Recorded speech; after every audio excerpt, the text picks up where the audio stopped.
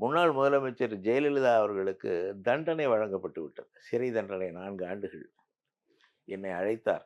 நான் தொலைக்காட்சிகளிலே, ஊடகங்களிலே பதில் சொல்கிற என்ற காரணத்தினால் என்னை அழைத்தார்.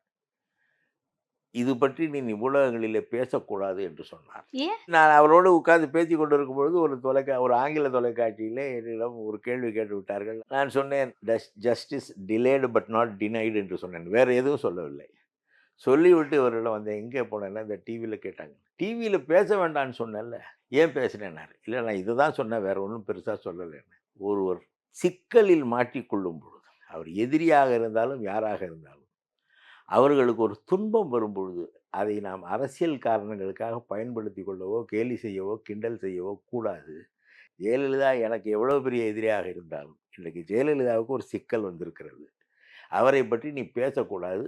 அது நாகரீகம் அல்ல என்று எனக்கு சொல்லிக் கொடுத்தார்.